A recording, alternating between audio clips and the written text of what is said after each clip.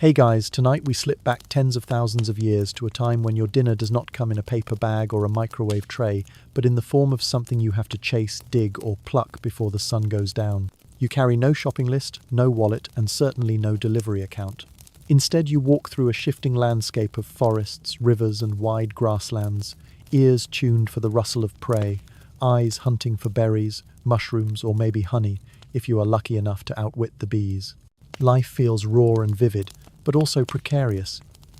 You probably will not survive this without your small band of fellow foragers watching your back.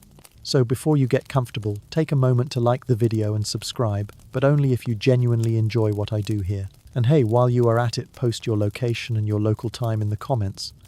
I love seeing where you are all tuning in from across the world. Now dim the lights, maybe turn on a fan for that soft background hum, and let us ease into tonight's journey together. You pad along a dirt path, bare feet, tough from years of walking across roots and stones.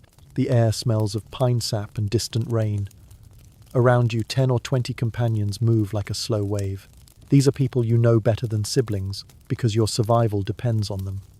Together you are hunters and gatherers, nomads drifting from valley to valley following the seasons. There is no such thing as a permanent home address. Your only home is wherever the fire burns at night. Food is always the central concern. Sometimes you stumble into a patch of wild berries so thick your hands stain purple before your stomach feels full. Other times you gnaw on stringy roots that taste like earth mixed with cardboard. And on the lucky days someone spears a deer and the entire camp erupts in smoky, greasy celebration. The fat sizzles, the marrow slides warm down your throat, and you feel for a brief moment that maybe tomorrow will not be so bad. But tomorrow always comes. And with it the hunt starts again. Mainstream history often paints this life as nasty, brutish, and short, but in truth foragers had it pretty good in some ways. You work fewer hours than most 9-to-5ers today. You walk constantly so your muscles stay lean and your posture straight. And you eat a wide variety of plants and animals which keeps your teeth healthier than many later farmers. Still, danger lurks everywhere. Wild predators prowl. Accidents happen easily. Rival groups may see your campfire as a threat, and famine always hovers like a shadow. Here is a quirky tidbit. Some archaeologists think early humans in the Near East actually brewed beer before baking bread. Imagine stumbling on wild grains, letting them soak and ferment, then realizing, hey, this makes me feel kind of funny. Your ancestors may have chased buzzed evenings long before they worried about proper loaves. Beer night came before sandwich night.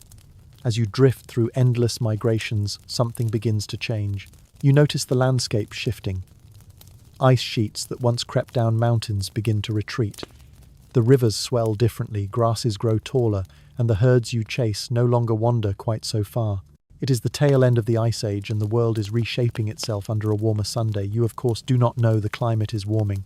You only know that the reindeer are not as common, and the forests feel thicker with green shoots. Hunting gets trickier. Maybe you miss the wide frozen plains where prey was predictable. Now you need sharper eyes, better coordination, and luck that feels stretched thin. Historians still argue whether it was climate-dwindling prey or sheer human curiosity that set things in motion. But slowly, without anyone announcing it, your people start experimenting. You pick wild grains, not just to eat immediately, but to store. Someone notices that when you drop seeds by accident, green stalks sprout later. At first, this feels like coincidence. But after many seasons, patterns emerge. And in your mind, trained to read nature like a map, you begin connecting dots. One evening, sitting by the fire with roasted tubers in your belly, you stare at a small pile of seeds in your palm. You wonder what if you could make food appear where you wanted instead of chasing it endlessly. What if the earth itself could be coaxed like a loyal animal? That thought alone is enough to keep you awake, gazing into the sparks curling into the night. The shift from foraging to farming is not a thunderclap. It is a whisper stretched over generations. One family stays longer in a valley because the wild barley seems abundant. Another group builds sturdier huts from mud and reeds because they do not need to move as quickly anymore. Soon your children do not remember the long migrations. They think of this place with its dependable grasses as where we live. The word home begins to gain weight, but not everyone buys into the idea. Some scoff at digging and planting, calling it tedious compared to the thrill of the hunt. They see farming as bending your back for months only to risk everything if the rains do not come. And honestly, they are not wrong. Foraging feels freer, more varied. Farming at first is a gamble. Yet as you sit watching the sparks fade into the black sky, you sense history tugging forward. Farming is not yet your whole life, but the first threads are being woven. Threads of seed soil and the human desire for stability. Threads that will bind future generations to fields, villages, cities, empires, and eventually glowing screens in the palms of their hands. The great irony is that right now you do not realize you are standing at the edge of one of the biggest revolutions in human history. To you, it is just another night around the fire, listening to someone snore too loudly, while you wonder whether tomorrow's hunt will be lucky, or whether you will give in to that crazy idea of burying more seeds. You wake to the heat of a sharper sun pressing against your eyelids. The air feels different here, drier, yet more fragrant, filled with the dusty sweetness of grasses swaying on rolling hills.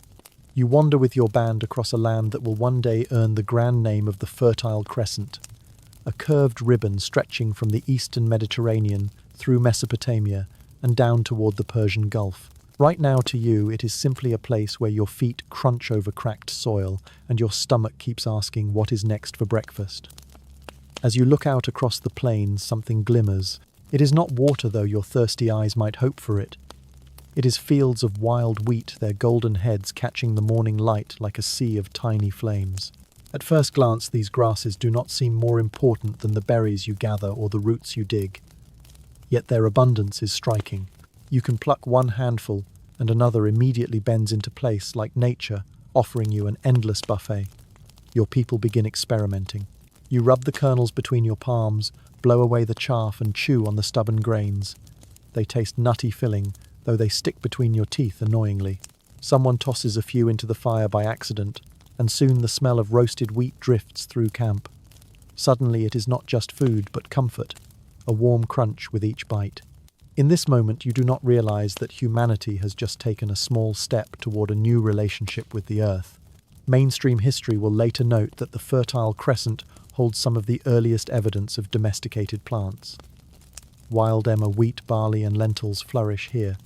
Archaeologists have uncovered ancient sickles with silica sheen, proof that people harvested these grasses in serious quantities.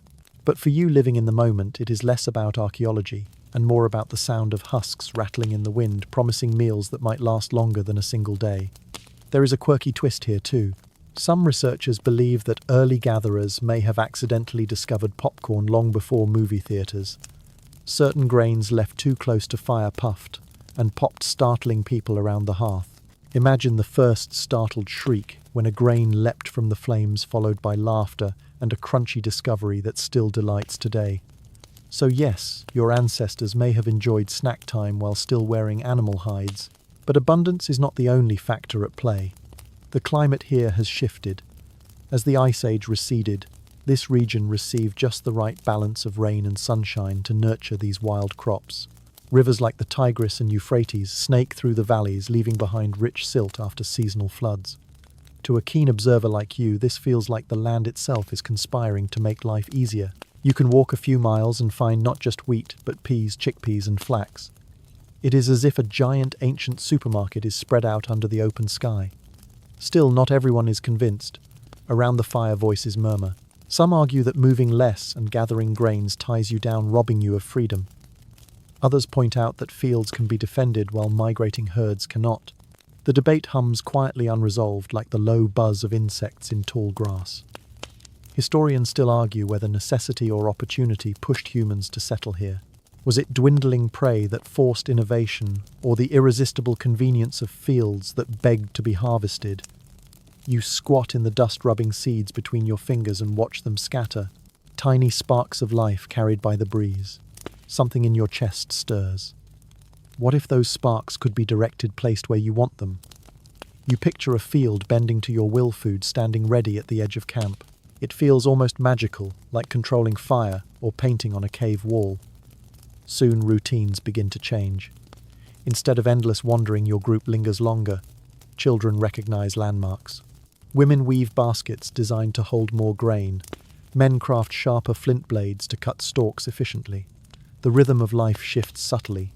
You measure time not only by the hunt but by the ripening of fields. And in that shift, the seeds of permanence take root. One evening as dusk washes the hills in amber light, you sit on a stone and chew roasted kernels. The taste is simple but filling. The wheat fields ripple under the wind like waves, and you feel as though the land itself is breathing. In that quiet moment, the world seems to whisper that change is inevitable. The grasses will not just feed you tonight. They will shape villages, spark rituals, and one day underpin kingdoms. Of course, you cannot see that far ahead. You only know that the wild wheat, shimmering in the sun, holds a mystery both practical and sacred. It promises survival, but also something deeper, a sense that humans can influence the earth rather than merely chase after its gifts. And with that realization, a long chain reaction begins, one that will eventually reshape every meal, every city, and even the way you listening now fill your kitchen cupboards. You crouch close to the ground, the sun warming your back as your fingers fumble with a cluster of rough grains. They are tiny, stubborn things, hard to chew raw, but you keep them anyway. Out of habit, you spill some near the campfire, where the earth is loose and ashy. Days later, as you wander past, you notice the soil has erupted in slender green shoots. At first you blink, half convinced the plants are mocking you. You had not meant to grow anything yet. Here they are, little stalks swaying gently as if bowing. Something inside you stirs. Curiosity, maybe even pride, though you would never call it that out loud. You start to experiment without realizing it is an experiment. When you spit out half-chewed seeds near the edge of camp, you notice they sprout too. When you press them deeper into softer earth, the shoots stand straighter. Slowly, you learn that how and where you drop these grains matters. You feel as though you have discovered a secret language spoken only between you and the soil. The elders mutter that it is foolish to waste food by burying it. Yet children giggle at the sight of green patches appearing near camp. They pull at the shoots, smell them, taste them, and sometimes get scolded for ruining what could become something more. Still, the thrill of making food appear from dirt lingers in your mind. It is a magic trick you can repeat. Mainstream history remembers this moment as the dawn of cultivation. By accident and curiosity, people began planting seeds intentionally. Archaeologists have found charred remains of early domesticated wheat and barley dating back nearly 12,000 years. These discoveries suggest that entire groups of humans were no longer just gathering what they found, but actively shaping the landscape around them. For you, in this moment, it feels less like history and more like play, the joy of poking at nature and watching it respond. Here is a quirky detail that often gets overlooked. Some ancient people are thought to have planted seeds inside animal dung not only as a convenient disposal method, but because they noticed plants sprouted stronger there. Yes, the first organic farming may have been powered by poop. It is not glamorous, but it works, and it shows just how observant your ancestors were about the patterns of life. As the seasons turn, you begin to notice that seeds dropped near streams grow taller. Seeds placed too shallow dry out. The knowledge spreads not through lectures or written guides, but through stories told by firelight, through children mimicking what they see adults do. Soon, entire families are poking seeds into earth with sticks, stamping the soil gently with their heels, and returning weeks later to see the green miracles rise again. But this is not a perfect path. Sometimes the rains fail. Sometimes pests nibble away the harvest before it ripens. Arguments break out over who gets to guard the best patches of land. Farming is riskier than simply picking wild berries or chasing animals. There are days when you wonder if bending your back for months is worth the uncertain reward.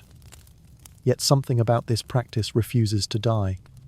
Even when fields fail, people try again. They cling to the possibility that one day the ground will reward their effort. Historians still argue about whether agriculture was humanity's greatest breakthrough or its greatest trap. On one hand, it provided stable food supplies that allowed villages and civilizations to flourish. On the other, it locked people into cycles of toil, inequality, and dependence on the weather. Some scholars suggest that if humans had simply remained foragers, the world might have been healthier and less crowded. But in your camp, the debate is more practical. Will the seeds you planted feed your children through the coming winter? You squat beside one of these first plots, staring at the tender stalks. The wind whispers across them, making them shiver like a tiny army. You feel both awe and responsibility. These plants depend on you to keep animals away, to water them, to harvest at the right moment. And in turn, you depend on them. This is a new kind of relationship, less about chasing and more about tending. You sense that this bond could reshape everything about how your people live. Even rituals begin to change. Some groups save a portion of seeds not to eat, but to plant for the next season. This feels strange at first, like denying yourself food in order to feed a future self. Others begin offering seeds to the fire or scattering them in ceremonies, thanking the earth for its generosity. Belief, survival, and experimentation start to intertwine, until they are almost indistinguishable. One evening you sit by the fire, chewing on roasted grains, the taste earthy and satisfying. Someone jokes that you are eating the children of last year's plants while preparing the parents of next year's. The idea makes you laugh, but also wonder if the cycle of life is deeper than you realized. Farming is not just about controlling nature. It is about weaving yourself into its rhythm, learning when to act and when to wait. You look out at the dark horizon where the fields you scratched into soil rest quietly under the stars. Tomorrow you will wake and check them again. Some will flourish, some will fail, but the pattern is clear. Seeds planted with intention can change everything. And though you cannot see the cities, temples, and machines that will someday spring from this discovery, you sense that something irreversible has begun. Humanity has bent down, touched the soil, and whispered to it. The soil has whispered back. You wake to a chorus of sounds. The crackle of last night's fire, the chatter of children running barefoot and something new, the persistent bleating of goats echoing against the rocks. At first it seems ordinary. Goats have always been there, skittering on cliffs, darting away whenever hunters approached. But today they linger. They chew calmly near the edge of camp, eyes wide and watchful. You wonder why they no longer scatter into the hills. The secret, of course, lies in curiosity mixed with necessity. Someone tossed scraps toward them, maybe the husks of harvested grain. The goats liked it. Someone else tied a cord of twisted reeds loosely around a goat's neck, and to everyone's surprise, the animal did not fight much. It even followed when tugged gently. Soon more cords appeared. Instead of hunting goats, your people began feeding them. Slowly a new relationship took shape, one less about chase and kill, and more about care and control. Mainstream history records this moment as the dawn of domestication. Archaeologists studying ancient bones in the Zagros Mountains have found patterns of wear suggesting that humans kept and bred goats as early as 10,000 years ago. Sheep, pigs, and cattle followed. This was no small shift. Instead of stalking animals across miles of dangerous terrain, you now had living meat, milk, and hides gathered just outside camp. It was like turning the wilderness into a moving pantry. A quirky tidbit is that goats are notorious escape artists, even in the modern world. Farmers complain that goats can climb fences, open latches, and squeeze through impossibly small gaps. So you can imagine the laughter and frustration of your ancestors trying to keep the first herds together. One moment you have dinner secured, the next moment half the goats are balancing on boulders, staring down at you with smug expressions. Some things never change. The more you watch, the clearer the pattern becomes. Animals that once scattered now return to the same spot for food. They begin to recognize human voices and gestures. Kids chase goat kids, and the lines between wild and tame blur.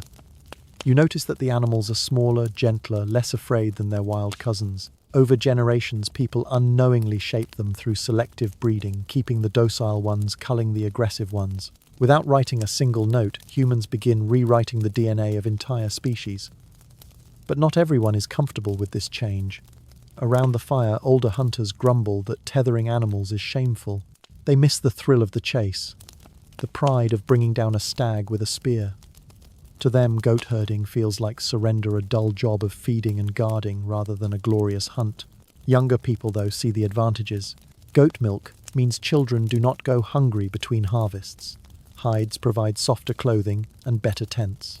Bones become tools without the danger of stalking wild herds. The debate simmers like stew over coals, unresolved yet unstoppable. Historians still argue whether domestication was driven by climate shifts, population pressures, or simple opportunism. Did people settle down first and then keep animals close, or did keeping animals encourage people to stay? The timeline is tangled, but the outcome is clear. Once humans tethered the first goats, the rhythm of life began to change. No longer entirely at the mercy of migrating herds, you could plan ahead. You could measure wealth not just in food, but in the number of animals grazing at the edge of camp. You watch a child stroke the neck of a young goat, its fur coarse yet warm. The animal leans in eyes, half closing in comfort. It is a small gesture, but it hints at a larger truth. For the first time, humans and animals are forming bonds that go beyond predator and prey. This partnership will ripple across history, leading to oxen pulling plows, horses carrying warriors, and dogs guarding fields. Right now, it is just goats chewing noisily, but the possibilities stretch far beyond what you can imagine.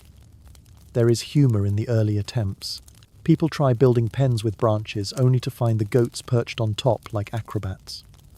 Someone tries tying bells made of shells to track escapees, but the jingling only alerts predators. Yet with every failure comes adaptation. Stronger fences, smarter herders, more cooperative animals. Slowly, humans learn that domestication is less about force and more about understanding. You do not conquer goats.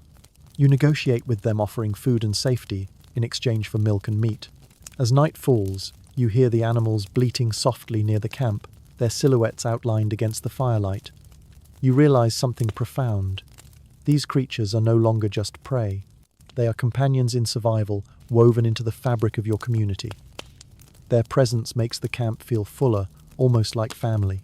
And as you drift to sleep, the sound of hooves shifting in the dust reassures you that tomorrow's meal is already waiting close by. You kneel by the riverbank, hands slick with mud shaping clumps into rough blocks. The water glistens nearby, sluggish and brown, carrying bits of reeds and the occasional flash of fish. You pat the mud against a frame of sticks, pressing it flat, then set it aside to dry under the sunday around you. Others do the same, their laughter mixing with the squelch of wet earth. At first, these lumps seem fragile, but once baked by sunlight, they harden into something new: bricks. With them, you can build more than temporary shelters of hides and brush. You can stack walls, raise sturdy huts, even mark the boundary of a village. The air smells of damp clay and smoke. You glance at the river, watching how it snakes across the land, sometimes swelling, sometimes retreating. Someone has the idea to dig a shallow trench to direct water closer to the new fields. At first, it is just a ditch carved with bone tools and cupped hands. But the effect is striking. Grains planted along the trench sprout, taller, greener. Soon ditches grow into channels, channels into networks, and the river itself feels as though it has been persuaded to serve human needs. Mainstream history notes this as the rise of irrigation. Archaeological traces show that people in Mesopotamia began channeling rivers like the Tigris and Euphrates to nourish crops around 9,000 years ago.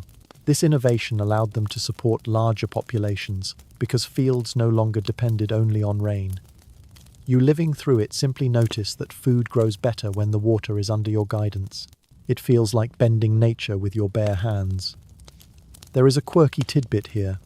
Some ancient builders mixed straw with mud when shaping bricks, not just for strength but also to prevent cracking as they dried. Later tales of straw brick making even seep into religious texts and legends. You may not realize it, but your humble mud huts are ancestors of grand ziggurats and cities that will one day tower above these same plains. Life in camp changes quickly.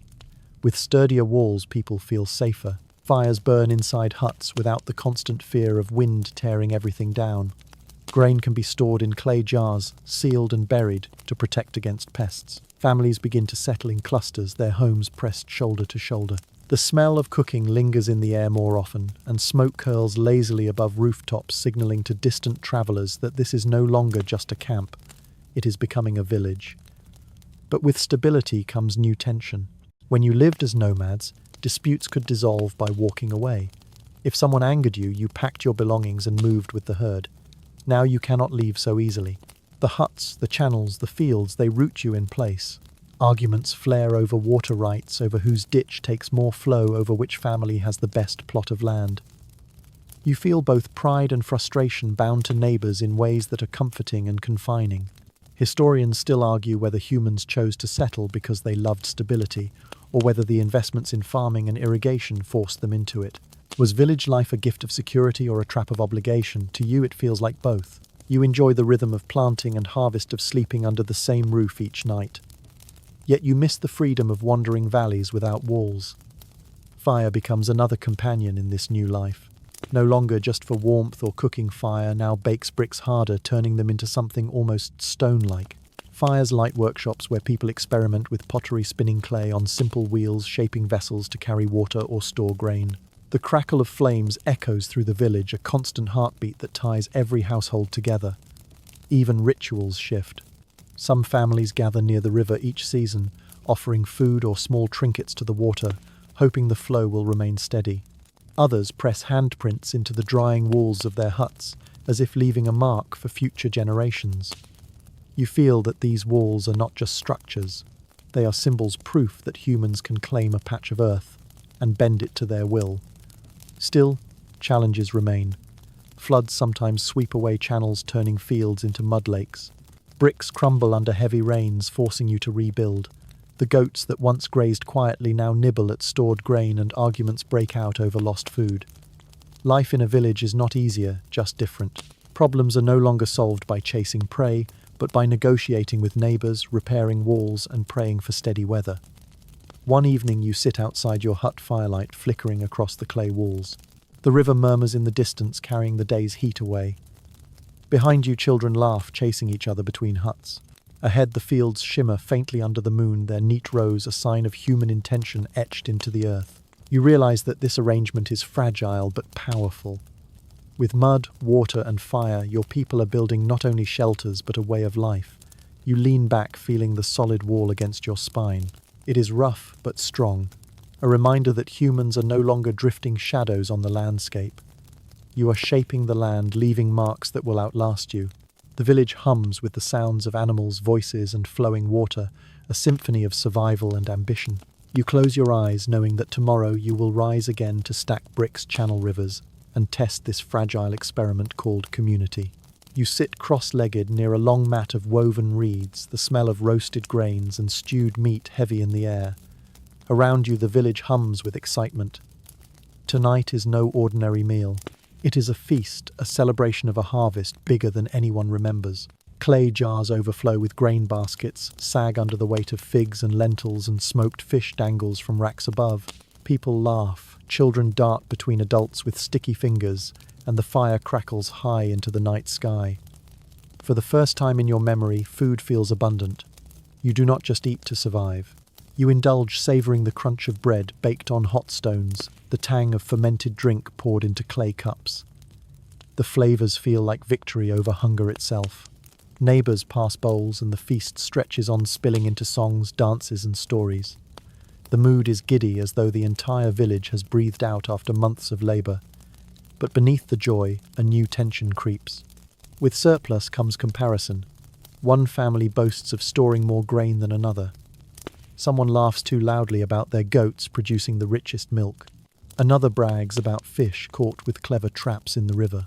Pride thickens the air as much as the smoke from the fire.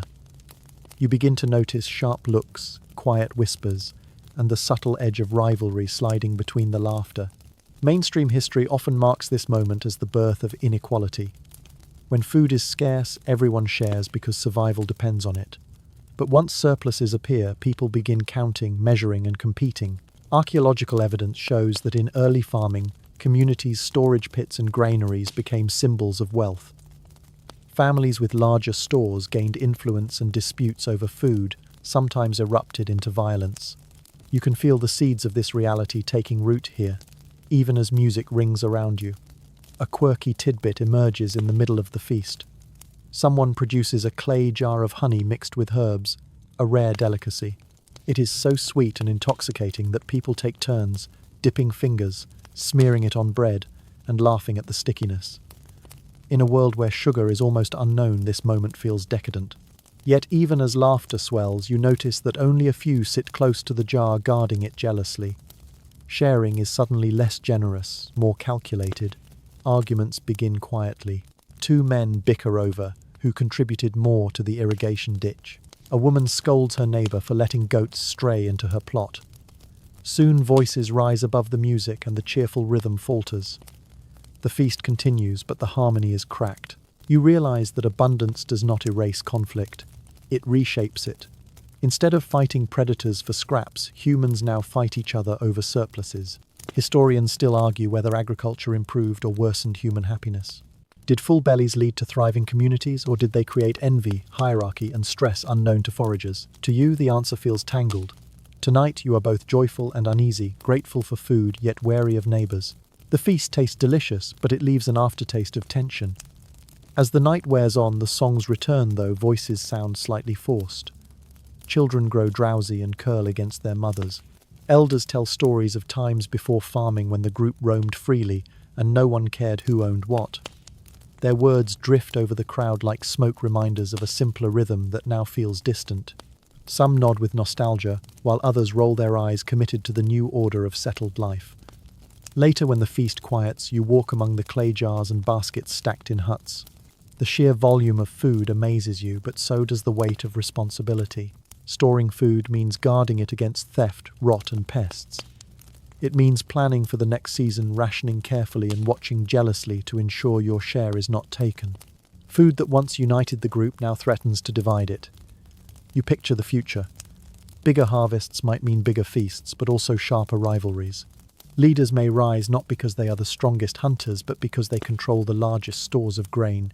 Power is shifting quietly from the edge of a spear to the walls of a granary.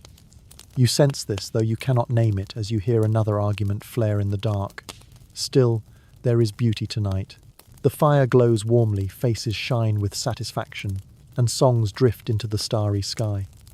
You feel connected to the land that fed you, to the people who worked beside you, to the animals grazing nearby. For all the quarrels, you cannot deny the miracle of sitting at a crowded table, stomach, full, heart humming with the rhythm of community.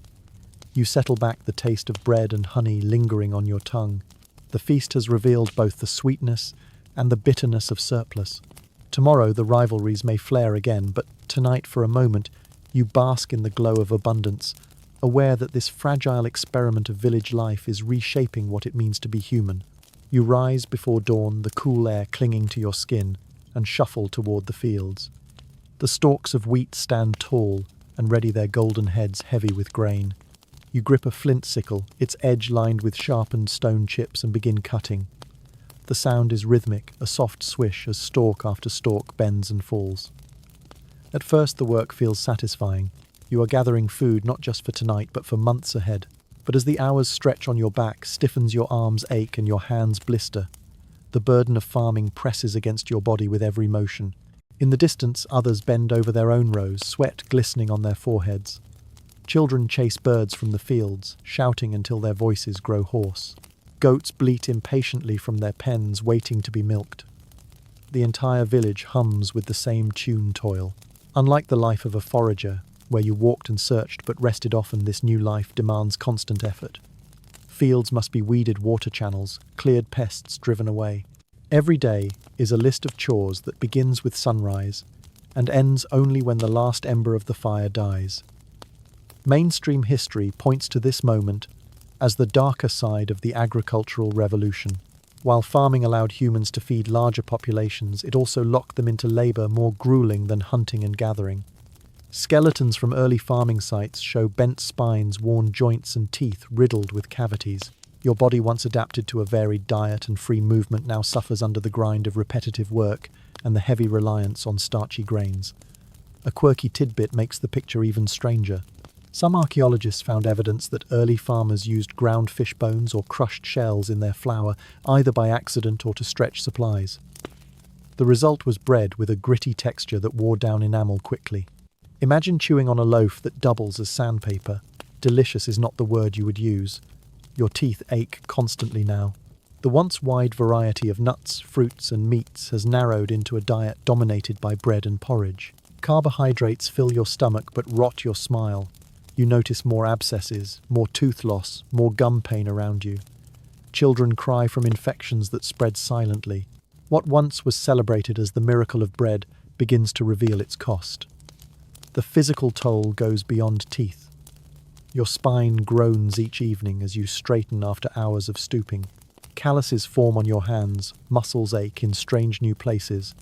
You sense that farming does not just feed you, it chains you. Unlike the old days when you could follow herds or move to a new valley, the fields demand you stay. If you leave, the crops wither and the harvest is lost. You are tethered to the soil, like the goats tethered to their posts. Historians still argue whether this trade was worth it.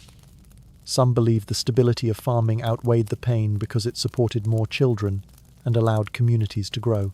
Others argue it was a trap, a step backward for human health and freedom. Looking at your blistered palms and sore back, you feel the debate inside your own body. Yet you keep working. Why? because the harvest feeds not only you but everyone around you. Surplus means children survive. The winter elders eat without needing to hunt, and the village grows strong enough to defend itself from outsiders. The burden is heavy, but the rewards extend beyond your own stomach. You sense that farming ties you into a web of responsibility far larger than you ever carried as a forager. At night, after the field's quiet, you sit by the fire chewing bread that sticks to your teeth. The stars glimmer above the same stars your ancestors followed across endless migrations. You wonder if they would pity you bound to fields and aching from work, or envy you for the jars of grain stacked securely in the huts. Perhaps both. The choice is no longer simple. Even leisure changes. Instead of roaming forests or telling stories on long journeys, your free moments are filled with mending tools, patching roofs, grinding grain. The sound of stones crushing seeds becomes the village's background music. Women spend hours each day kneeling over grinding stones, their knees and wrists wearing down. You notice lines etched into their faces, marks of endless repetition. Still, there are moments of pride. When you see a field waving golden under the wind, you feel a surge of ownership. This is your work, your sweat captured in the soil. When a child eats bread and laughs with a full belly, you feel the invisible reward. Farming is not only burden but identity, a new rhythm of life that binds you to earth, to neighbours and to generations not yet born. As you lie down on your mat body aching, you close your eyes and listen to the faint sound of goats shifting in their pen, water trickling through ditches and the soft crunch of grain being stored. These are the sounds of a new world, heavier yet steadier, painful yet promising. You drift into sleep with the taste of bread still clinging to your tongue, aware that this humble food, both blessing and curse, has become the heart of your existence. You step carefully into the cool shadows of a pit dug deep into the earth. The walls are lined with clay, the floor smooth and hard, and the smell of stored grain hangs thick in the air. This is not just a hole for keeping food. It feels like a chamber, almost sacred. Every jar stacked neatly along the sides glows faintly in the torchlight, as though each kernel holds a spark of life. You sense that something powerful lies here, more than just sustenance. It is the future of the village, the difference between plenty and famine, between survival and collapse. The granary becomes the heart of the community. Each family brings offerings, storing a portion of their harvest inside. Guardians are chosen to watch over it, often elders or respected figures. Suddenly, wealth is no longer measured in necklaces of shells or sharp flint blades, but in the quiet weight of grain hidden underground.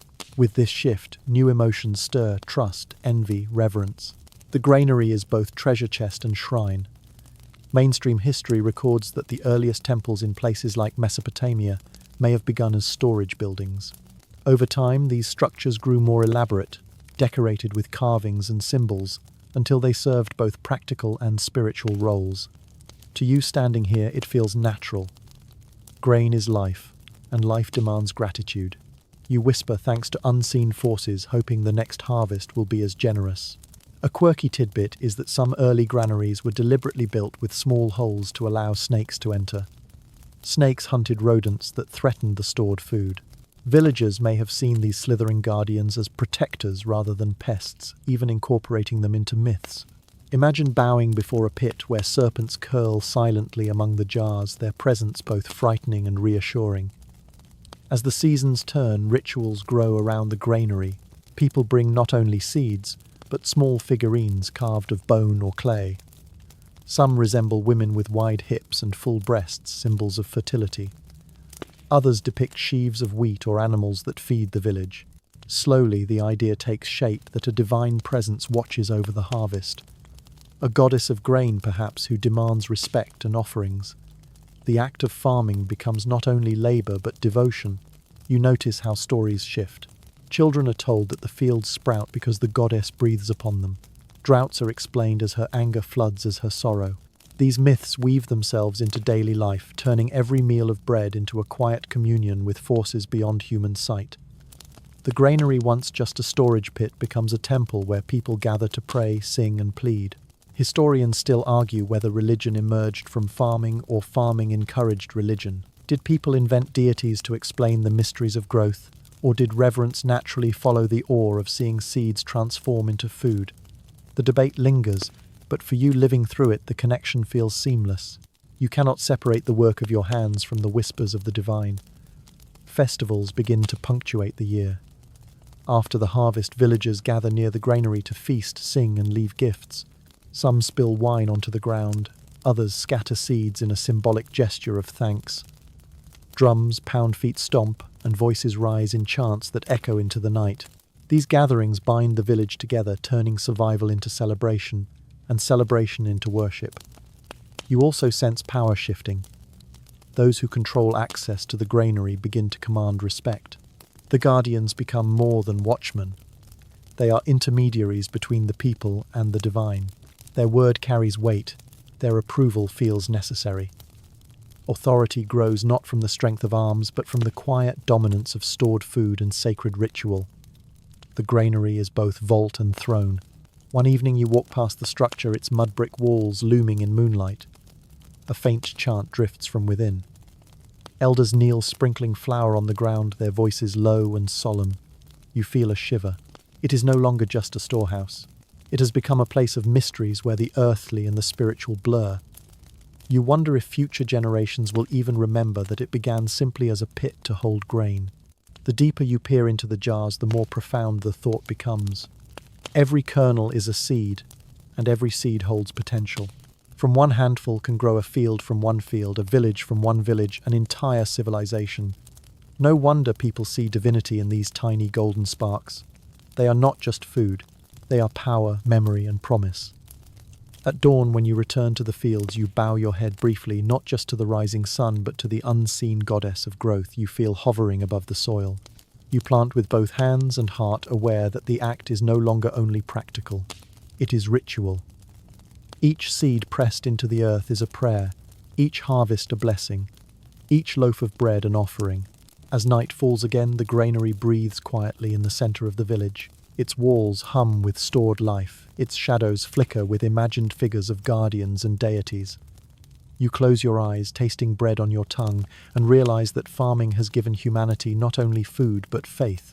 Out of the soil rise both crops and gods, entwined as tightly as roots and stems. You crouch beside a stranger who has traveled from distant hills. His pack clinks softly as he opens it, revealing shiny black blades that shimmer under the sunday. They are sharper than anything you have seen, edges, so fine they seem almost alive. This is obsidian volcanic glass carried from faraway lands. In exchange for jars of grain and animal hides, he offers you a knife that slices through stalks of wheat with effortless grace. You feel a rush of power, as though farming has not only filled your stomach but also given you currency for new treasures. The village begins to hum with trade. People arrive with baskets of salt beads, of shell, and chunks of stone carved into tools. For the first time you sense that farming has created more than food. It has created surplus, and surplus can be exchanged. What once tied you to soil now connects you to strangers, to paths stretching beyond the horizon, to whispers of other villages you have never seen. Mainstream history calls this the rise of specialized labor and trade. Once food surpluses were secure, not everyone had to farm. Some crafted tools, some shaped pottery, some explored new materials. Obsidian blades became highly valued in early communities of the Fertile Crescent and beyond, traded across vast distances. Farming did not just anchor people. It sparked invention, turning survival into opportunity. A quirky tidbit makes the picture livelier. Archaeologists discovered beads made of ostrich eggshells, carried hundreds of miles from their source, long before wheels or carts were common. Imagine someone trudging through deserts or forests, carefully protecting fragile beads, all for the thrill of wearing something unusual. Fashion, it seems, is almost as old as farming. As the centuries drift by, new discoveries shimmer into view. One day, someone heats stone in a fire and notices it melts into bright droplets. They cool and harden differently from ordinary rock. This is copper hidden inside ore, unlocked by curiosity and flame. Soon your people hammer it into small tools, ornaments and blades. The gleam of copper feels magical, a metal born of earth and fire, lighter than stone yet strong enough to cut. The excitement grows. Villages begin to compare who has the sharpest copper knife or the most polished ornaments. Farmers still bend over fields each day, but now smiths emerge, their huts glowing with constant fire, their hands blackened from soot and brilliance. They become respected, even envied. Farming, once the center of everything, begins to share the stage with new crafts. Historians still argue whether agriculture directly caused these inventions or simply made them possible by freeing time and energy. Without surplus grain, no one could have spent days chipping obsidian or experimenting with fire and ore. Yet perhaps curiosity alone would have driven humans to discover. The truth may be both. Farming provided stability, while restless minds sought new ways to shape the world.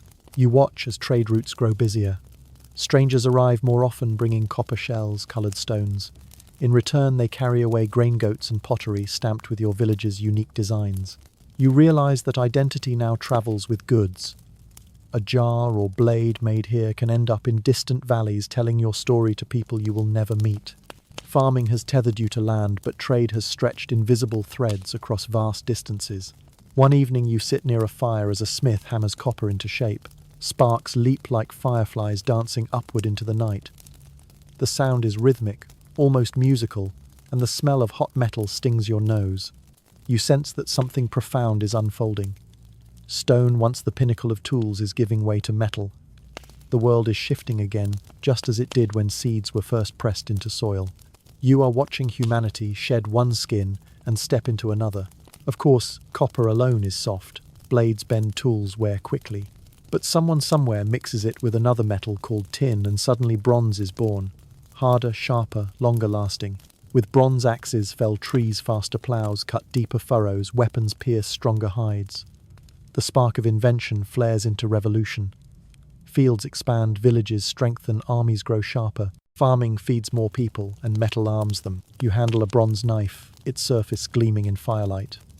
It feels heavier than stone, more solid, more permanent. You wonder what your ancestors would think, those who once carved with flint or cracked bones for marrow. Would they marvel or recoil? The tool in your hand is not just sharper.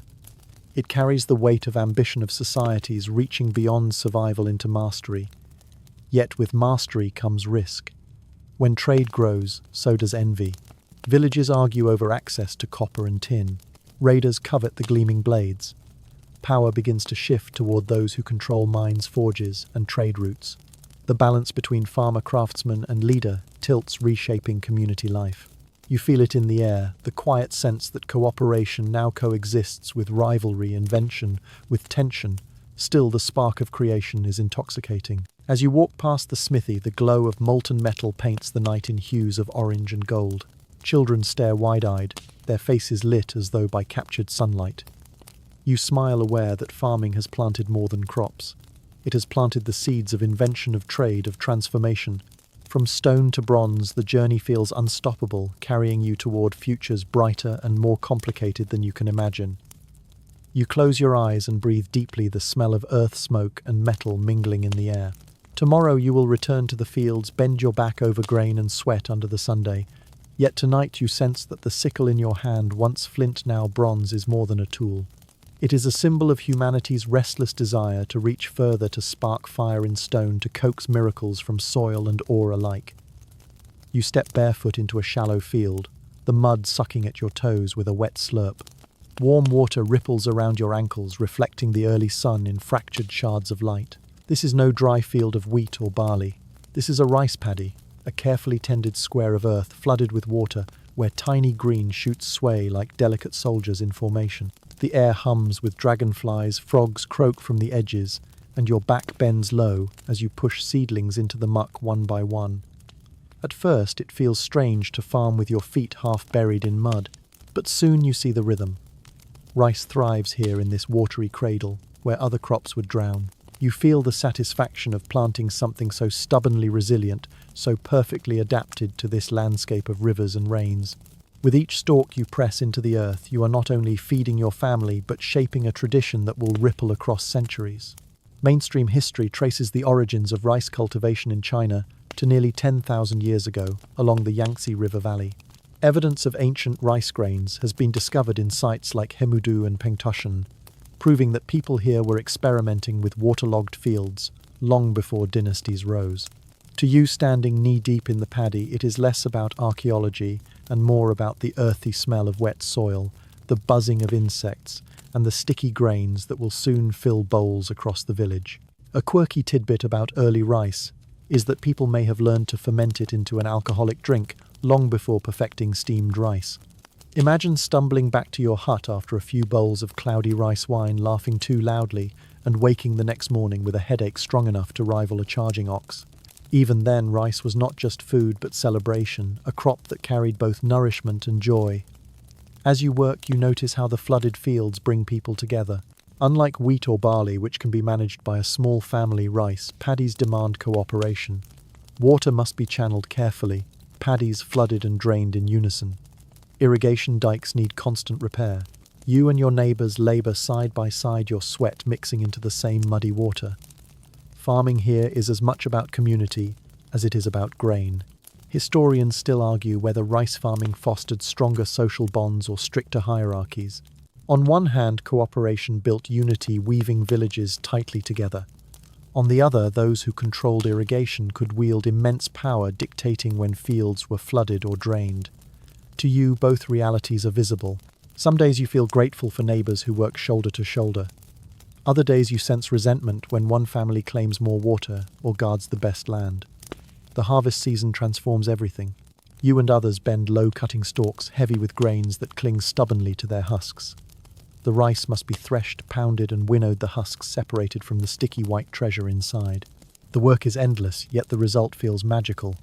Rice fills baskets and jars, more filling than millet or barley, more versatile than wild roots. It can be steamed into soft bowls, dried into cakes, or brewed into sweet wine. Each grain sticks literally and symbolically, binding people together in shared meals and shared traditions. Over time, rituals bloom around rice. Families leave offerings of the first steamed bowls at household shrines, thanking spirits for the harvest. Festivals mark the planting and reaping with drums, dances, and brightly painted masks. Rice is no longer just food, it is identity. It defines your village, your region, and eventually entire dynasties that will rise along these river valleys. One evening, after a long day of slogging through paddies, you sit at the edge of the water legs, dangling toes still muddy. Children laugh as they splash, chasing fish that dart between stalks. A pot of steaming rice sits nearby, the smell earthy and comforting. You scoop a handful, the grains sticking to your fingers, and eat slowly. Each bite tastes of labour, community, and patience. You sense that rice is not merely a crop. It is a thread weaving your people together, tying your lives to the rhythm of water and soil. As centuries pass, rice will shape entire cultures. Dynasties will rise on the backs of farmers who bend in flooded fields. Poets will praise its sweetness, rulers will tax its harvest, and armies will march fueled by sticky bowls. Yet here, in this simple moment, you know only the satisfaction of a full stomach and the quiet pride of watching seedlings grow tall in fields you nurtured. The sun dips low, painting the water in gold. The paddies gleam like mirrors, reflecting both the sky above and the future unfolding beneath your feet. You close your eyes, hearing the croak of frogs, the rustle of stalks, and the steady breath of your companions. Farming has changed again.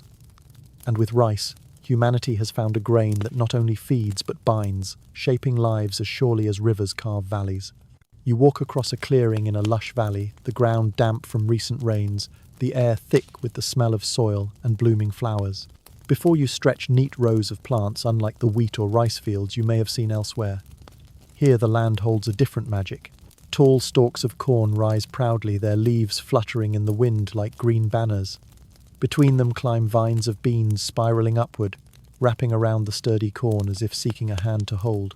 At their feet spread broad leaves of squash, shading the soil, keeping it moist and protecting it from weeds.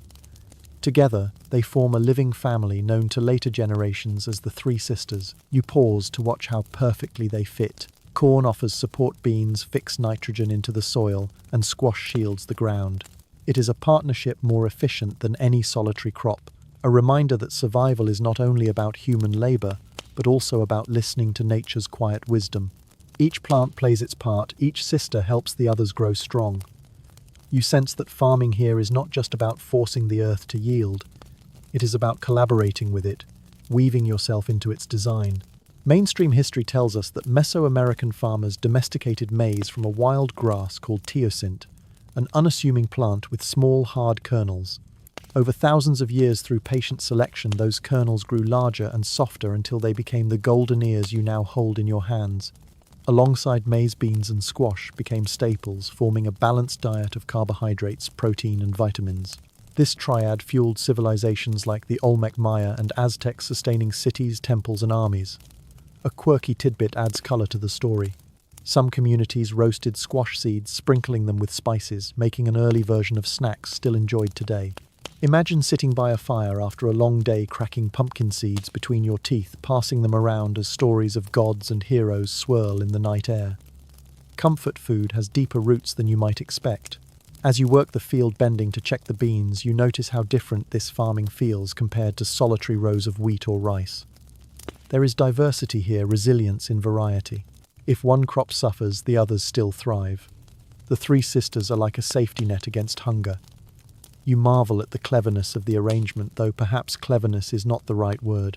It feels more like harmony, a lesson whispered directly from the earth. Historians still argue whether this intercropping system spread through deliberate teaching or independent discovery.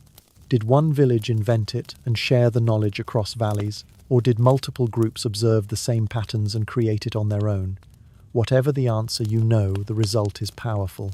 It changes not only what people eat, but how they think about relationships, cooperation, and balance. Meals become richer and more varied. You taste tortillas made from ground maize, thick stews bubbling with beans, and sweet roasted squash. The flavors are hearty, comforting, and nourishing in ways a single grain never could be. Children grow strong on this diet, and elders live longer. Food becomes culture, woven into festivals, offerings, and trade.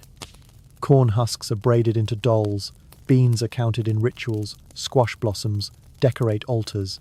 Farming here does not just fill stomachs, it feeds imagination. In the evenings, families gather with bowls of stew, steam curling into the twilight. Elders tell stories of the three sisters as living spirits, goddesses who care for one another and for the people. Corn is the tall elder sister, strong and reliable. Beans are the clever middle sister, resourceful and giving. Squash is the youngest, generous and protective. These myths teach children to see farming not only as work but as relationship, a bond between humans and plants rooted in respect. You sense the power of these stories. They transform farming into something larger than survival. They make each seed sacred, each harvest a continuation of a divine family drama. By planting the three sisters, you are not just producing food. You are reenacting a myth, joining a lineage that stretches back generations and will stretch forward into countless more. The fields also foster trade. Corn, beans, and squash become staples carried across regions, exchanged for cacao, peppers, or obsidian blades. With every exchange, culture spreads alongside food. Songs, rituals, and technologies mingle, carried on the same paths as sacks of maize. Farming here, like elsewhere, becomes a bridge between villages, a network woven from both seeds and stories. One afternoon, as the sun dips low, you stand at the edge of the field and watch the plants sway together in the breeze. The corn stands tall, the beans climb, the squash sprawls wide. You see not just plants, but a vision of community. Each part plays a role, each depends on the others, none can thrive alone. It feels like a mirror of human life, a lesson etched in green and gold. As night falls, you eat another bowl of stew, the taste earthy and satisfying. You lick your fingers and glance back at the darkened fields, imagining the sisters whispering among themselves under the stars. Farming has given you food, but here it has also given you philosophy, a way of seeing the world as interconnected and alive. You close your eyes, warmed by the fire and the fullness of your stomach, and dream of the sisters who twine together season after season, shaping the destiny of nations not yet born. You walk along a winding path through thick grasslands, the horizon shimmering with heat. The soil here is darker, richer, and dotted with plants you have come to know well. Some are tall stalks, heavy with small grains bending gracefully in the breeze. Others are low leafy patches where thick tubers hide beneath the earth. This is Africa's pantry, a place where yams and sorghum anchor the diet of entire communities, and eventually entire kingdoms. You pause and crouch, digging with your hands until your fingers close around a knobbly yam. It comes up coated in soil, heavy and solid, its earthy smell rising immediately. You wipe it against your thigh and imagine it roasted in the fire until its flesh softens, sweet and filling. Beside you, stalks of sorghum sway their clusters of seeds, rattling softly. These grains boiled into porridge or ground into flour provide another kind of sustenance. Together, yam and sorghum are more than food. They are survival strategies crafted by land and people in harmony. Mainstream history places the domestication of African yams as far back as 5,000 years ago, particularly in the forested zones of West Africa. Sorghum, on the other hand, has an even older lineage, with evidence suggesting its cultivation in the Sahel as early as 8,000 years ago. These crops were suited to Africa's diverse climates, thriving where wheat or rice might fail. They allowed communities to spread into varied landscapes from river valleys to savannas. A quirky tidbit about yams is that in many African traditions they were celebrated with festivals before eating. In some communities, no one could taste the new harvest until ceremonies were performed honoring ancestors and deities. Imagine standing before a crowd holding up the first roasted yam and offering it to the spirits before anyone else could take a bite. Food became not only sustenance but ritual, tying stomachs to stories. As you taste roasted yam, the sweetness surprises you. It fills your mouth in a way grains cannot. Paired with sorghum porridge, it makes a meal that sustains long hours of labor. Farmers tend fields, carefully planting yam cuttings in mounds, guiding sorghum to grow strong against the wind. The work is demanding, yet the results give stability, allowing villages to expand and populations to grow. Historians still argue whether Africa's farming systems were underestimated for too long by outsiders. For centuries, Western scholars focused heavily on wheat, rice, and maize as the great agricultural revolutions, often overlooking the ingenuity of African farmers. Yet evidence shows that these roots and grains were just as transformative, shaping trade routes, diets, and even the rise of empires. The debate continues, but your own hands holding yam and sorghum know the truth. These crops carried nations on their backs. You look toward the Nile, far to the northeast, where empires like Egypt rose on wheat and barley. Yet beyond the Nile's reach, yams and sorghum powered different societies. In West Africa, yam festivals marked the calendar. In the Sahel, sorghum fields stretched across dry plains, their resilience a shield against famine. Even when droughts struck, sorghum often survived, making it a grain of both hope and endurance. Trade soon blossomed. Farmers carried surplus yams and sorghum to market, exchanging them for salt fish or cloth. The crops also travelled along rivers, carried in dugout canoes that slid through water under blazing skies. In time, caravans carried sacks of grain across deserts, linking farming communities to distant cultures. Food was no longer only for eating. It was currency, diplomacy, and identity. In the evening, as fires burn low, you hear drums echoing across the village. People gather to celebrate the yam harvest, faces, painted bodies moving in rhythm. Children laugh as they carry small roasted pieces. Elders chant praises to ancestors, and the air is filled with joy. The yam is not simply a root pulled from the ground. It is a bridge between the living and the dead, between earth and spirit. You chew slowly, tasting both history and holiness. Nearby, sorghum beer foams in clay pots, shared in wide circles. Its taste is tangy, a little bitter, but it loosens tongues and fuels laughter. Farmers who argued during the season now drink side by side, their quarrels dissolved in the froth. Sorghum, like rice or barley elsewhere, has found its second life as a drink that blurs labour into leisure work, into celebration. You notice, though, the same patterns repeating. Surplus brings not only joy but rivalry. Some families boast of larger yam mounds, others guard their best sorghum fields fiercely. Authority grows in the hands of those who manage storage pits or command trade routes. Farming shapes society once more, pulling people into hierarchies that feel both necessary and uneasy. Yet as you sit by the fire, yam in hand, you feel gratitude. This food grows from soil that others might consider too dry or too wild. It flourishes under the hands of your people, adapting to land that demands respect. Farming here is not about forcing the earth to obey, but about finding crops that thrive in partnership with it. Yams twist through soil, sorghum bends but does not break, and humanity learns resilience through them.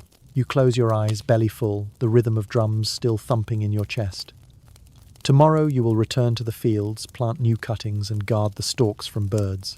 But tonight you rest in the knowledge that these humble foods, earthy roots and rattling grains, are not only feeding your village, they are laying the foundation for kingdoms, yet to rise, for stories, yet to be told for generations who will look at yams and sorghum, not as simple plants, but as gifts that built their world.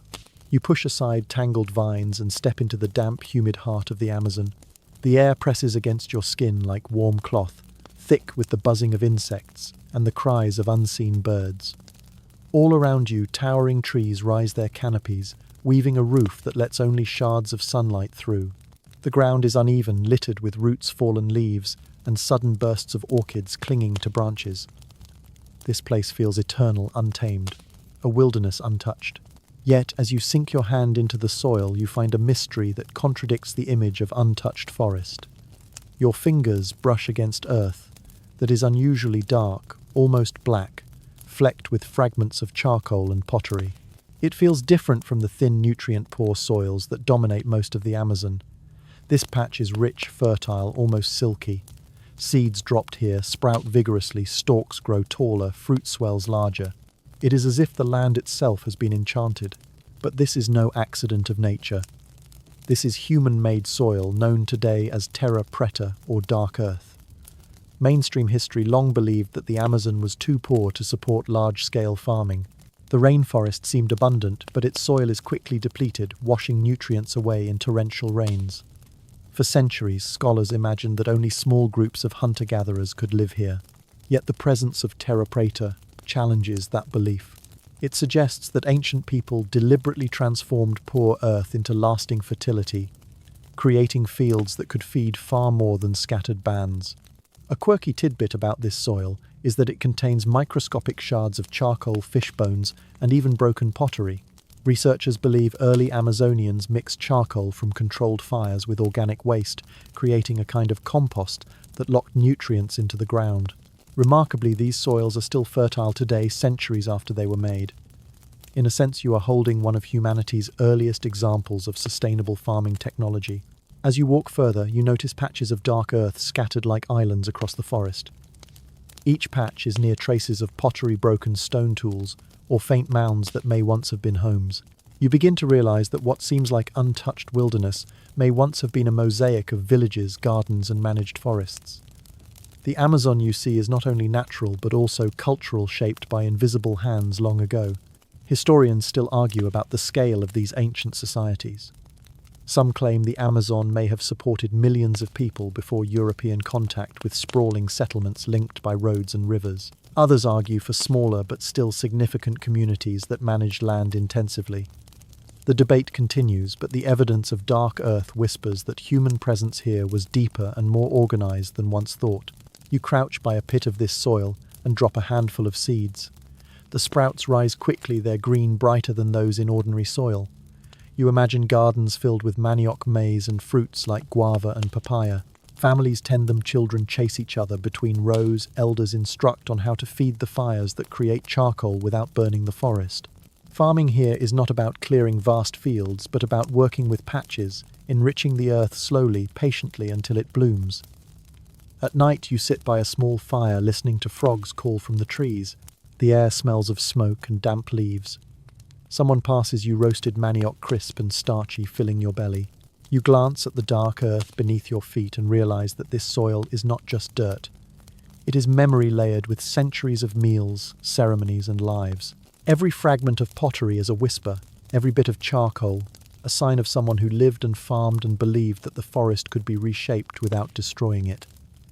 There is something humbling about this discovery. For generations, outsiders thought the Amazon was a wild, untouched paradise. Yet here is proof that people lived in partnership with it, enhancing its fertility instead of depleting it. They did not pave it over or strip it bare. They added to it, leaving behind soils that remain rich long after their villages vanished. It makes you question what else lies hidden beneath the endless green canopy. As dawn breaks, you walk again among towering trees, the light streaming down in golden shafts. The forest feels alive in new ways now. Every patch of fertile earth suggests a vanished garden. Every broken shard of pottery hints at a meal once shared. You imagine bustling villages with plazas, rituals held under giant ceiba trees, children learning to plant manioc in dark soil. The forest hums not just with natural life, but with echoes of civilizations forgotten. You crouch once more, scoop up the black earth, and let it crumble between your fingers. It clings lightly to your skin, leaving a stain darker than ordinary dirt. You realize this is humanity's fingerprint pressed into the land centuries ago. Farming has always been about more than feeding bodies. It shapes landscapes, cultures, and even myths. In the Amazon, it leaves behind soil that defies time, a secret testimony that people thrived here in ways the outside world is only beginning to understand. You breathe deeply, the air heavy with the scent of wet greenery, and close your eyes. Somewhere in the forest, hidden beneath vines and silence, entire stories sleep, waiting to be uncovered. The dark earth under your hands is a clue, a reminder that farming is not only about seeds and harvests, but also about memory, resilience, and the quiet genius of those who worked with the land instead of against it. You sit at the edge of a fire, the sparks rising like questions into the night. Around you, the fields whisper in the dark, goats stir in their pens, jars of grain rest in the granary. Yet instead of sleeping, the village murmurs with debate.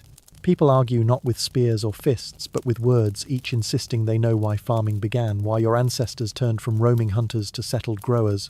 You lean closer, listening, because their voices echo the same questions historians and scientists still puzzle over thousands of years later. One elder says, "It was the climate." He remembers stories of the ice melting of rivers, swelling of forests, spreading where there had once been open plains. When the great cold retreated, plants flourished in ways they never had before. Wild grains became plentiful, fruits ripened longer, and animals shifted their ranges. The elder insists that farming was not a choice, but a response. The world changed, and people had to change with it. You nod slightly, recalling how prey became harder to find when landscapes transformed. His reasoning feels solid, like the steady flow of a river after rain. Another voice interrupts. A woman insists it was not the climate, but the people themselves. Populations grew too large to sustain with hunting and gathering alone. When there are only a few families, she argues berries and deer are enough. But when villages swell with dozens of children, mouths multiply faster than prey can be caught. Farming, she says, was necessity born from numbers. Her words carry weight, and you picture the crowded feast, the jars of grain counted nervously, the tensions over storage. Hunger can sharpen invention more than comfort ever will. A younger man laughs and says it was neither ice nor mouths. It was curiosity, the same restless spark that made someone strike stones together until fire burst forth. Perhaps someone dropped seeds and saw plants grow, then wondered what would happen if more were planted. Perhaps someone tethered a goat and realized it could be milked instead of hunted. Farming, he says, began not as survival but as experimentation. Humans are creatures of wonder, and sometimes wonder reshapes the world more than need. His idea makes the children smile, as if they too can imagine stumbling on a miracle while playing in the dirt. Mainstream history reflects these debates. Scholars have long argued whether agriculture was a revolution forced by external pressures, or a slow choice driven by human creativity. Archaeological evidence shows farming emerged in different places at different times, suggesting there may be no single cause. Climate shifts, population growth, and curiosity all played roles, intertwining like threads in a woven basket. To you, listening by the fire, it feels less like one answer and more like many truths folded together. A quirky tidbit floats into the conversation. Someone jokes that maybe it was divine instruction. Perhaps gods whispered to early farmers, telling them to sow seeds and build granaries. Across cultures, myths tell of deities gifting agriculture to humans. In Mesopotamia, stories describe gods teaching people to bake bread and brew beer. In Mesoamerica, corn is said to be the very flesh of humankind. Even in Africa, yams are tied to spiritual ceremonies. The idea makes the villagers chuckle, but their laughter carries a note of reverence. Farming does feel like a gift too precise to be accident alone. As the debate swirls, you feel the tension between pride and humility. Pride, because farming shows human power to shape the earth. Humility, because so many forces beyond human control influence it: rain, sun, soil, and chance. You look at your calloused hands and wonder if any explanation can capture the full weight of what they do each day. Historians still argue in modern times with the same fervor. Some point to evidence of feasting and beer brewing, suggesting farming began because humans sought pleasure as much as survival. Others emphasize climate models showing how warming trends created fertile crescents of opportunity. Still others focus on demographic studies proving that larger populations could not have survived without farming. The debates fill books and lecture halls, yet none close the matter fully. Perhaps they never will. As the night deepens, the fire crackles lower. The elders grow quiet, the children drift to sleep. You sit staring into the embers, thinking of all the possibilities. Maybe it was hunger. Maybe it was curiosity. Maybe it was a whisper from gods. Perhaps it was all three braided together like strands of a rope, pulling humanity forward. What matters most is not the exact spark, but the fire it lit. Farming transformed the way people lived, built, dreamed, and believed. Whether pushed by climate, pulled by hunger, or inspired by wonder, the result was the same seeds pressed into soil. Animals kept close, villages rising, and civilizations blooming. The arguments may never end, but the evidence surrounds you in every loaf of bread, every clay jar, every field glowing under the moon. You close your eyes and smile faintly. The voices fade, but their questions linger. You realize that debating the origins of farming is itself a human trait, proof of that restless spark. Just as your ancestors experimented with seeds, you experiment with ideas, planting them, testing them, watching which ones take root. The mystery of why farming began may never be fully solved. Yet perhaps the mystery is part of the story, keeping us curious, keeping us awake by the fire, still wandering under the stars. You stand at the edge of a field, the sickle heavy in your hand, its curved blade shining faintly in the morning light. You bend low, slice through stalks of grain, and listen to the soft rustle as they fall. It is a sound your ancestors knew, a rhythm etched into human memory. Yet as you straighten, wiping sweat from your brow, your gaze lifts beyond the horizon. The story of farming is no longer only about fields and granaries. It stretches forward, rippling through time, reshaping the world until it reaches the screen glowing in front of you now. You think of the first seeds dropped in the fertile crescent, the first goats tethered near campfires, the first mud bricks stacked beside rivers. From those beginnings came villages, then cities, then kingdoms whose armies marched on bread and porridge.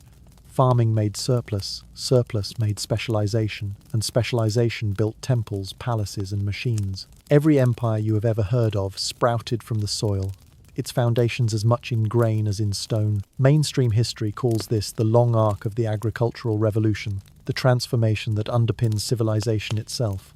Without it, there would be no writing, no mathematics, no astronomy, no government. To you, looking back, it feels astonishing that the act of planting a seed or milking a goat could eventually lead to libraries, space stations, and yes, smartphones glowing in the dark. A quirky tidbit brings the story full circle. In some modern labs, scientists grow crops indoors under glowing LED lights stacked in vertical farms that look more like science fiction than agriculture. These futuristic towers of lettuce and strawberries echo the same desire your ancestors felt when they first asked, what if food could be made to grow where we want it? The tools have changed, but the question remains. Yet progress has not erased the burdens. Farmers today still bend their backs, though often beside tractors instead of hand plows. Fields are vast, now stretching across continents, planted with machines that sow millions of seeds at once. The scale is unimaginable compared to the tiny patches of the first farmers. But the labour, the uncertainty, the dependence on rain and soil, these truths remain constant. You feel it in the taste of bread, whether baked in a clay hearth or a modern oven. Historians still argue whether farming was humanity's greatest triumph or its deepest compromise. It fed billions, but it also brought hierarchy, disease, and environmental strain. You see the same paradox today. Farming fuels abundance, yet it also scars forests, drains rivers, and fills the air with smoke. The shadow of the sickle stretches into both triumph and trouble. You picture a modern meal corn from the Americas, rice from Asia, wheat from the Middle East, yams from Africa. The global table is a patchwork quilt of every experiment your ancestors once fumbled into existence. You eat history with every bite, chew the legacy of countless hands that pressed seeds into soil-built granaries and whispered prayers to goddesses of fertility. As night falls, you imagine setting down the sickle and picking up a glowing device. It hums softly, connected to satellites circling above fields you will never see. You scroll past images of farms captured from space, neat green squares carved into deserts, endless seas of wheat rolling across prairies, futuristic greenhouses glowing in cities. The sickle has become silicon, the soil translated into data, yet the essence is unchanged. Humans still seek food, still shape the earth, still depend on the harvest. You close your eyes, remembering the long journey, the foragers wandering valleys, the first sparks of curiosity, the tethered goats, the crowded feasts, the aching backs, the myths of goddesses, the rise of bronze, the rice paddies, the three sisters, the yam festivals, the dark earth, the debates around fires. All of it has led here to this moment, where you can look back and forward at once. Farming is not just a chapter of history, it is the spine of the story holding everything else upright. You breathe deeply, sensing the continuity. The sickle in your hand glimmers, but so does the screen before you. Both are tools in the same journey, symbols of the human desire to shape, to survive, to imagine. The long shadow of farming stretches from the first seed to the silicon chip, and beyond it into futures not yet written. And as you drift towards sleep, you taste bread on your tongue, warm and timeless. A reminder that no matter how far we advance, we are still children of the soil. Now the pace slows, like the final embers of a fire fading into ash. You lie back, the weight of history no longer pressing, but settling gently like a blanket tucked around your shoulders. The voices of farmers across millennia soften into a distant hum, their footsteps fading into the soil they once tilled. You picture golden fields swaying under a calm breeze, not with urgency but with ease, each stalk bending gracefully, each seed resting content in its bed of earth. The stories of struggle, invention, rivalry and ritual dissolve into a single, steady rhythm, the timeless heartbeat of land and life. You feel it beneath you now, steady and patient, reminding you that while empires rise and fall, the earth continues to give. Every loaf, every bowl, every bite you have ever tasted carries within it that rhythm, a quiet connection to countless hands that came before.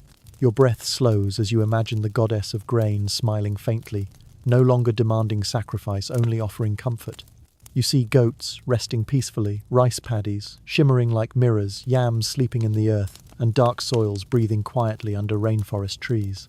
The arguments of historians soften into whispers, no longer debates but gentle reminders that mystery too has its place. The glow of silicon screens dims into the soft glimmer of stars. The sickle lies beside you, harmless now, its edge dulled by time. You are safe, cradled in the long continuity of human effort, the quiet certainty that food will greet you again tomorrow. Let your body sink deeper, let your mind wander into gentle dreams where fields stretch endlessly golden and calm, carrying you toward rest. Sweet dreams.